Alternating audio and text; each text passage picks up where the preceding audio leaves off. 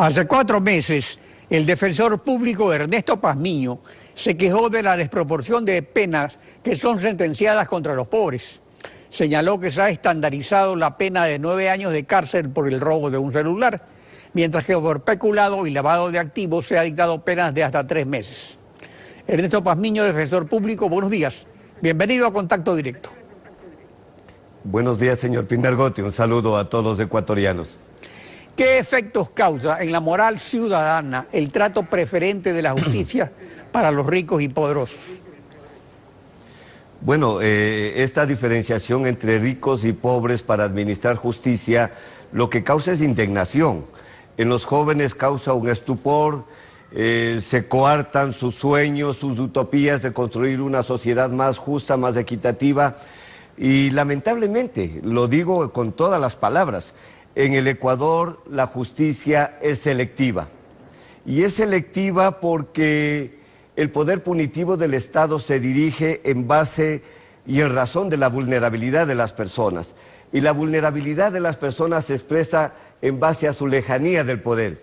Mientras más lejano es del poder, esta persona tiene más posibilidades de ser vulnerable. Mientras más cercano es al poder, la vulnerabilidad no se expresa. Y el poder en el Ecuador y en todo el mundo, el poder es impunidad. Impunidad, porque en las cárceles no hay rostros de riqueza, en las cárceles no hay ricos, en las cárceles están solo gente pobre. Y esta vulnerabilidad y esta selectividad en el Ecuador se da también por estereotipos. ¿Cuál es el estereotipo fundamental en nuestro Ecuador para la aplicación de la justicia, del poder punitivo? Primero, los jóvenes, los habitantes de los barrios pobres. Segundo, los indígenas. Tercero, los pensadores, los que escriben en Twitter, en los periódicos, o los opositores al régimen. Estos son los estereotipos que persigue la justicia. Y en los casos de los pobres, las penas son muy fuertes. El Estado está de frente, listo para poner penas graves cuando se trata de delitos de pobreza, de delitos pequeños, de hurtos, de pequeños robos. Pero está de espaldas cuando se trata de personas con gran poder. El propio gobierno denunció la red de corrupción en Petroecuador en torno al proyecto de repotenciación de la refinería por un monto global de $2.200 millones, probablemente la más grande red en la historia nacional. La semana pasada el asambleísta Mauro Andino, coincidiendo tal vez con usted, que se refiere a la protección que gozan los que están cerca del poder, señaló lo siguiente, veamos. Hubo retardo, que no hubo una agilidad, obviamente, porque ¿cómo es posible, Alfredo, que se anuncie con 20 días antes de que se va a formular cargos o se va a vincular a alguien, diciéndole, vea, señor, señorita, ¿sabe qué? De aquí a 20 días vamos a llevar a cabo una audiencia y allí le vamos a vincular. Esté preparada, esto es risible. Recién el viernes se dictaron las medidas cautelares contra la red de corrupción. ¿Borra esto la tardanza de más de un mes, casi un mes o 21 días? Esa es la muestra fehaciente y clara de la justicia selectiva en el Ecuador.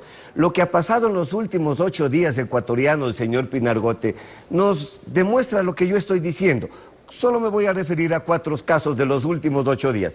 El primero, se vinculó a 16, 17 personas que se fugaron del país con todo el dinero que nos robaron a los ecuatorianos. En segundo lugar, acabo de escuchar anteayer al señor procurador decir que tiene cientos de informes de auditoría con indicios de responsabilidad penal. ¿Qué se espera? ¿Qué está esperando la justicia para iniciar los procesos contra esas personas?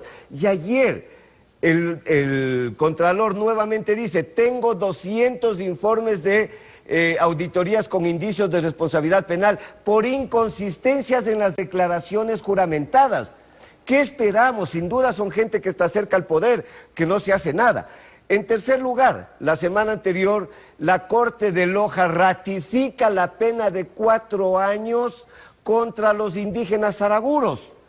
dejen abierto la posibilidad de que vaya a bajar la pena aplicando el convenio 279 de la OIT. Si van a aplicar ese convenio, nunca debía haberse iniciado el juicio contra los zaraguros. Y por otro lado, luego de 4 meses de estar presa una madre de familia negra de 26 años con su esposo en la cárcel por un supuesto aborto, recién le dan medidas preventivas. Y ayer, miren, acaba de visitarme en la Defensoría Pública los trabajadores del diario Hoy. 154 trabajadores que han trabajado 24, 30 años, no reciben su liquidación. Esa es la justicia que nosotros estamos reclamando. No debe existir en el país.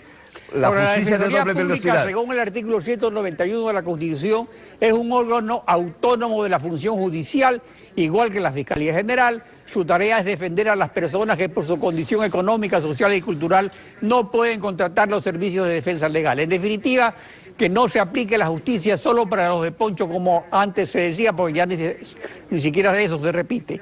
Pese a sus esfuerzos, que en algunos casos le han valido críticas de actores políticos, ¿sigue siendo en el Ecuador la justicia solo para los de poncho?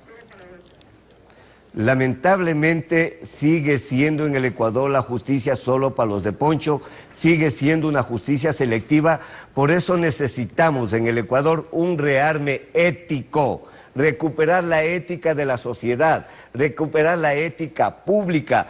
Estos mensajes que nos mandan los tramposos llegan de manera más fácil a la juventud. Se crea una sociedad moralmente permisible y es urgente acabar con esa tendencia. ¿Pero cómo se lo puede hacer? ¿Qué propone usted? Bueno, hay muchas cosas para hacer.